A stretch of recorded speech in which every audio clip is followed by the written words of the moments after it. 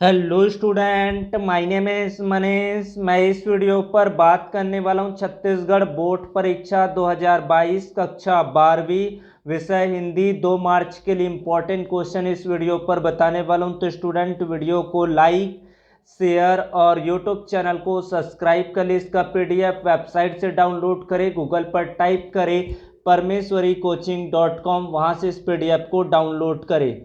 निम्नलिखित गद्यांश को ध्यानपूर्वक पढ़कर पूछे गए प्रश्नों का उत्तर देना है। सिने जगत की अनेक नायक नायिकाओं, गीतकारों, कहानीकारों और निर्देशकों को हिंदी के माध्यम से पहचान मिली। इसका मैंने अपठित गद्यांश अच्छे से पढ़ लिया है। उसके बाद मैंने नीचे यहाँ पर क्वेश्चन का आंसर आप लोगों को बता रहा हूँ किस तरह से आपको देना है। गद्यांश के लिए उपयुक्त शीर्षक क्या हो जाएगा? भारतीय सिनेमा।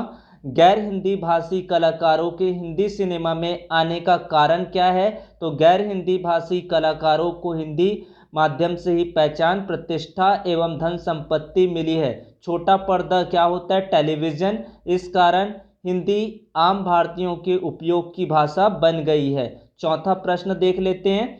कुछ बहुप्रचलित और लोकप्रिय धारावाहिकों के उल्लेख से लेखक क्या सिद्ध करना चाहते हैं? पांचवें प्रश्न पर दिया गया है, सदी का महानायक से लेखक का संकेत किस फिल्मी सितारे की ओर है और लोगों का इस पर क्या असर हुआ? तो इसका उत्तर क्या हो जाएगा? अपठित गद्यांश के अनुसार सदी का महानायक से लेखक का संकेत श्री अमिताभ बच्चन से है। इनकी हिंदी हर दिल की धड़कन और धड़कन की भाषा बन गई है। फिल्म और टीवी ने हिंदी के प्रचार प्रसार में क्या भूमिका निभाई? संक्षेप पर लिखिए। तो यहाँ से इसका उत्तर है, हिंदी उच्चारण की मिठास और गुणवत्ता अद्भुत, प्रभावी और ग्राह्य है। हिंदी संप्रेषणीयता की भाषा है। फिल्म और टीवी ने हिंदी के प्रचार प्रसार में महत्वपूर्ण भूमिका निभाई। यहाँ पर आपको उपसर्ग और प्रत्यय छांटकर बताना है। उपसर्ग होगा उत, प्रत्यय होगा ई। दूसरे प्रश्न पर काव्यांश दिया गया, मेरे पाँव बहुत छोटे हैं, धरती बहुत बड़ी है माँ से लेकर ये पूरा आपका काव्यांश मैंने पढ़ लिया है। काव्यांश पढ़कर आपको उत्तर बता रहा हूँ। माँ के स्नेह को कवच कुंडल क्यों कहा गया? तो इसका उत्तर क्या होगा? माँ के स्नेह को सुरक्षा की भावना के कारण कवच कुंडल कहा गया। विषम परिस्थितियों में ही माँ क्यों याद आती? ये इंपॉर्टेंट काव्यांश है और इसका उत्तर आपको आना चाहिए। तीसरा प्रश्न है, मरुस्थलों के तपते पथ में तू मेघ की झड़ी है माँ, भावार्थ बताना है। इसका भावार्थ हो जाएगा, विषम परिस्थितियों में माँ का ही सहारा मिलता है। सभी प्रश्नों को आपको अच्छे से याद करना है, इसी में से आपके प्रश्न बोर्ड एग्जाम पर आएंगे। निम्नलिखित में से किसी एक विषय पर रचनात्मक लेख लिखना है। बिन पानी सब सुन, पानी के बिना सब बेकार है। राष्ट्रीय एकता, साइबर अपराध का आतंक, कामकाजी महिलाओं की समस्या, ये चारों टॉपिक्स आपको अच्छे से करना है। इसका भी सॉल्यूशन चाहिए तो आप लोग वेबसाइट को विजिट करिए, वहां पर मैंने सॉल्यूशंस अपडेट कर दिया है। उसके बाद है, अपने क्षेत्र में एक सड़क चौड़ा करने के बहाने आवश्यकता से अधिक पेड़ काटे गए हैं।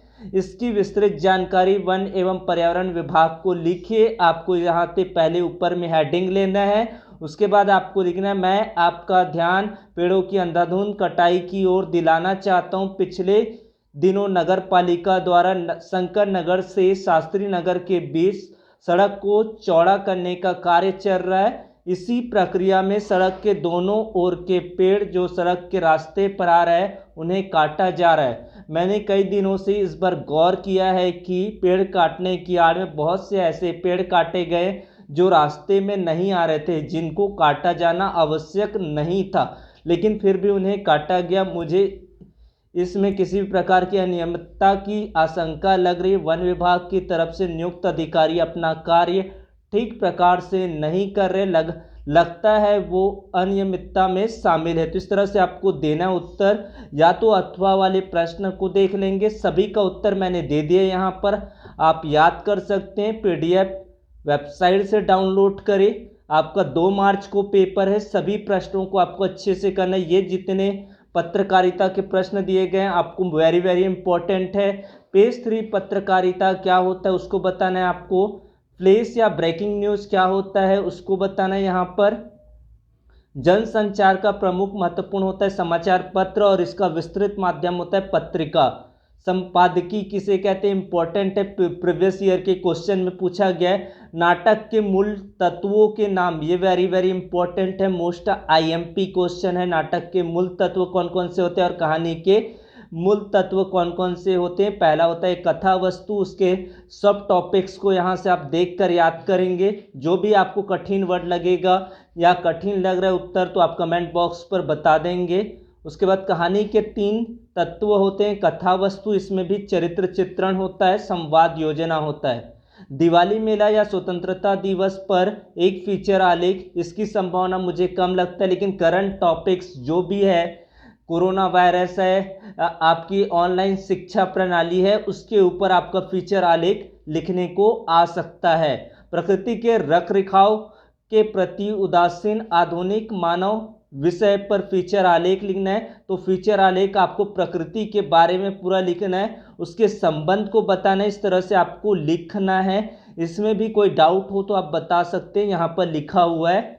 उसके बाद अगले प्रश्न पर चलते हैं। निम्नलिखित काव्यांश को पढ़कर प्रश्नों के उत्तर देना है। कविता एक खिलना है फूलों के बहाने, इसके प्रश्न देख लेते हैं क्या दिया है। बिना मुरझाए महकना कवि ने किसके संदर्भ में कहा है, तो यहाँ से आप देख सकते हैं कवि के अनुसार कविता क्या है। बच्चों के बहाने कविता को एक खेल क्यों माना है, इसके बारे में आपको उत्तर देना है, तो यहाँ से आप देख सकते हैं। उसके बाद अथवा भी प्रश्न यहाँ पर दिया गया, अथवे भी प्रश्न का उत्तर मैंने यहाँ पर दिया है, तो इसको देख सकते हैं। इंपॉर्टेंट है ये वाला आपका क्वेश्चन, अथवा वाला यहाँ पर आपको दिया है। सबसे तेज बौछार गई भादो गया सवेरा हुआ का ये है, तो इसका जो कवि है आलोक धनवा है, कविता का नाम है पतंग। यहाँ से आपका प्रश्न दिया गया है, सभी प्रश्नों को आपको अच्छे से देख लेना है। उसके बाद 9वां प्रश्न, यहाँ पर भी इसका प्रश्न बहुत इंपॉर्टेंट है।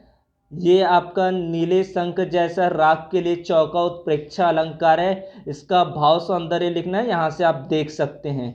उसके बाद अगला प्रश्न, हो जाए ना पथ में रात कहीं मंजिल भी तो दूर है, तो यहाँ से आप इसके उत्तर देखेंगे कौन सी छंद है, तो यहाँ पर आपका जो छंद का प्रयोग हुआ है मुक्तक छंद की रचना हुई, पुनरुक्ति प्रकाश अलंकार है यहाँ पर। अब सभी प्रश्नों के उत्तर को देखना है कौन कौन से जो इम्पोर्टेंट है, इसमें से बहुत सारे क्वेश्चंस आपके बोर्ड एग्जाम पर आएंगे। सभी सेटों पर जो क्वेश्चन आंसर रहेंगे वो सेम रहेंगे। बादल राग कविता में अस्थिर सुख पर दुख की छाया पंक्ति में दुख की छाया किसे कहा गया है और क्यों, वेरी इंपॉर्टेंट क्वेश्चन है, यहाँ पर इसका उत्तर है, उत्तर आप पढ़ सकते हैं। उसके बाद पेट की, ये भी इंपॉर्टेंट क्वेश्चन है, पेट की आग का समन राम भक्ति का मेघ ही कर सकता है, तुलसी की यह काव्य सत्य क्या इस समय का भी युग सत्य है, तर्क संगत उत्तर देना है। इंपॉर्टेंट क्वेश्चन है, शायर के अनुसार खुद का पर्दा खोलने से क्या आशय है, यहाँ पर से आप देख लेंगे।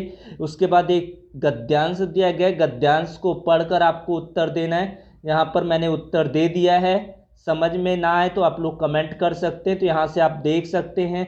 शिरीष की यह जीविका हमें क्या प्रेरणा देता है, तो शिरीष का पेड़ हमें प्रेरणा देता है कि कोलाहल व संघर्ष भरे जीवन स्थितियों में अविचल कर जीविसु बना रहा जा सकता है। लेखक किस कवि को कवि मानते हैं, तो कबीर को कवि मानते हैं। कबीर ने को शिरीष के समान क्यों कहा गया, तो कबीर बहुत कुछ शिरीष के समान मस्त बेपरवाह सरस और मादक थे, तभी उनके मुंह से सरस रचनाएं निकली है। अथवा वाला देख सकते हैं, कोई भी आपका टॉपिक्स आ सकता है, तो इसको आप लगातार प्रैक्टिस करेंगे तो इसका उत्तर आप आसानी से उत्तर दे पाएंगे। उसके बाद 12वां प्रश्न देख लेते हैं, प्रश्नों का उत्तर है। पहला है व्यक्ति निर्बल कब प्रकट होता है, उत्तर देख लीजिए यहाँ से।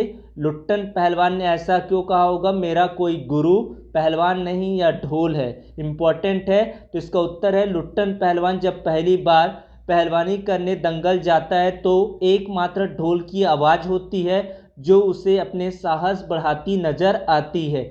ढोल की हर थाप में वह एक निर्देश सुनता है जो अगले दांव खेलने के लिए प्रेरित करता है। यही कारण है कि लुट्टन पहलवान ढोल को अपना गुरु मानता है। तीसरा प्रश्न देख लेते हैं, नमक की पुड़िया ले जाने के संबंध में साफिया के मन में क्या द्वंद था, इंपॉर्टेंट क्वेश्चन है। बहुत इम्पोर्टेंट है, इसको याद कर लेंगे। जाति प्रथा को श्रम विभाजन का एक रूप न मानने के पीछे डॉक्टर अंबेडकर का क्या तर्क है, उत्तर देना है। इस तरह से आपको पॉइंट वाइज यहाँ पर उत्तर लिखना है। उसके बाद 13वां प्रश्न यहाँ पर देख सकते हैं, ये वेरी इंपॉर्टेंट क्वेश्चन है, बोर्ड एग्जाम के प्रीवियस ईयर पर पूछा गया है। यशोधर बाबू की पत्नी समय के साथ ढल सकने में सफल होती लेकिन यशोधर बाबू असफल रहते हैं, ऐसा क्यों? तो यहाँ से आपको उत्तर दे दिया है, इसको आप समझ सकते हैं।